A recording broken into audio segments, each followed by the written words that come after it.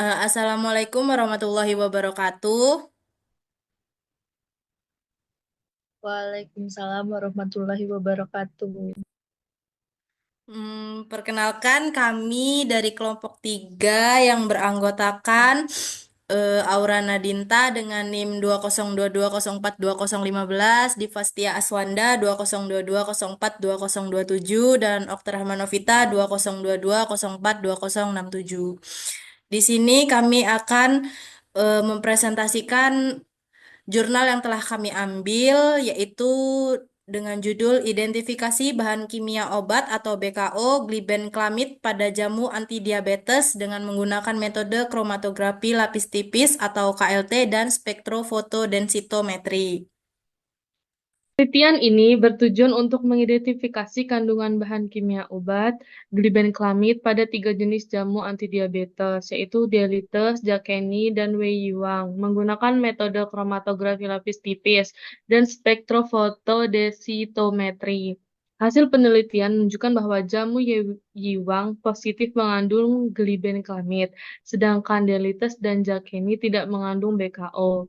Kesimpulan ini didukung oleh kesamaan nilai RF antara sampel dengan baku perbandingan dan hasil uji spektrofotodensitometri yang menunjukkan puncak gelombang yang sama. Next. Penggunaan jamu tradisional semakin populer karena dianggap lebih aman, murah, dan bebas efek samping dibandingkan obat modern. Namun, beberapa produsen menambahkan BKO, seperti glibenclamid, untuk meningkatkan khasiatnya secara cepat. Meskipun tindakan ini melanggar peraturan, penambahan BKO dapat menimbulkan resiko kesehatan serius dan bertentangan dengan Peraturan Menteri Kesehatan RI Nomor 7 Tahun 2012 yang melarang penggunaan bahan kimia obat dalam jamu. Oleh karena itu, diperlukan pengujian untuk mengidentifikasi kandungan BKO dalam jamu antidiabetes. Next. Pada penelitian kali ini, kita menggunakan alat dan bahan, yaitu alat yang digunakan dalam penelitian ini adalah beker glass, gelas ukur, Erlenmeyer, corong pisah, pipet tetes, chamber, dan aluminium oil, kertas saring plas silika gel, sentrifug, multipotter, penangas air, tonikator, dan lampu UV.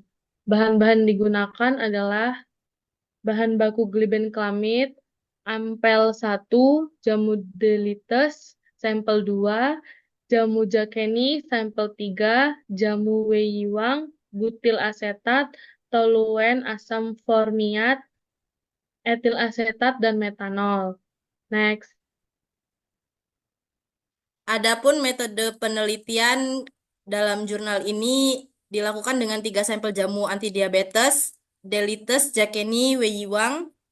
Sampel diekstraksi menggunakan etil asetat, diuji menggunakan KLT dengan 2 eluen berbeda, dan hasilnya dibandingkan dengan baku glibenclamid. Adapun eluen di sini, eluen 1 terdiri dari butil asetat banding toluen banding asam forminat, di mana perbandingan 50 banding 50 banding 0,4 dengan total volume 104 mili. Eluen 2 terdiri dari asam asetat banding toluen banding metanol dengan 45 banding 55 banding 1 dengan total volume 100 mili.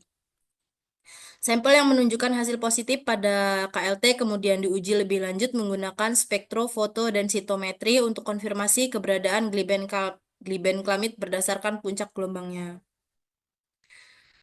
Analisis data yang diperoleh dari hasil identifikasi kromatografi lapis tipis dapat berbentuk nilai RF dan panjang gelombang maksimum untuk sampel yang positif mengandung BKO atau bahan kimia obat dianalisis secara deskripsi dalam bentuk tabel.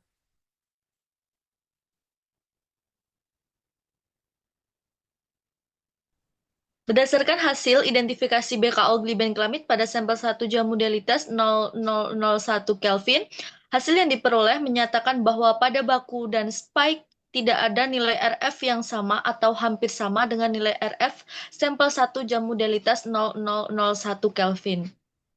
Next.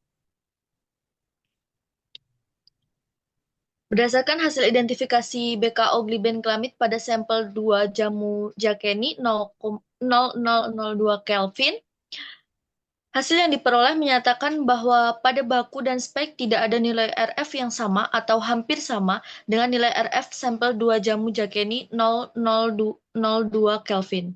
Next.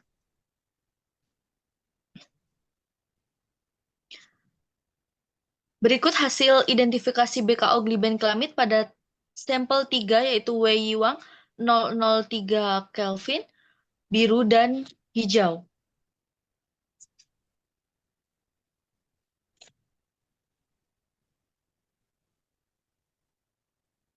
Dari hasil tabel di atas telah memberikan penegasan bahwa antara baku glibenclamid dan spike mempunyai peak atau puncak gelombang yang sama dengan peak jamu Wei Yiwang A dan B.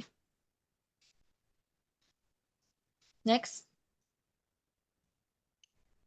Hasil dari penelitian menunjukkan bahwa jamu Wei Yiwang memiliki nilai RF yang sesuai dengan baku glibenclamid, baik pada KLT maupun uji spektrofotodensitometri, sehingga dinyatakan positif mengandung glibenclamid. Sebaliknya, Delitas dan Jakeni tidak menunjukkan kesamaan nilai RF dengan baku pembanding, sehingga dinyatakan negatif. Temuan ini menyoroti pentingnya regulasi dan pengawasan terhadap produk jamu untuk mencegah penggunaan bahan kimia yang tidak diizinkan. Next. Kesimpulan pada penelitian kali ini ialah jamu Wei Yiwang 003 Kelvin terbukti positif mengandung BKO atau bahan kimia obat glibenclamid, sedangkan Delites 0001 Kelvin dan Jakeni 002 Kelvin negatif. Hasil ini dikonfirmasi oleh nilai RF pada KLT atau kromatografi lapis tipis dan puncak gelombang pada spektrofotodensitometri. Penelitian ini menggarisbawahi perlunya tindakan tegas terhadap produk jamu yang melanggar aturan untuk melindungi konsumen. Sekian presentasi dari kelompok kami, semoga bermanfaat. Jika ada kesalahan kami mohon maaf, kepada Tuhan kami mohon ampun. Kami akhiri, wassalamualaikum warahmatullahi wabarakatuh. Waalaikumsalam Waalaikumsalam warahmatullahi warahmatullahi wabarakatuh. wabarakatuh.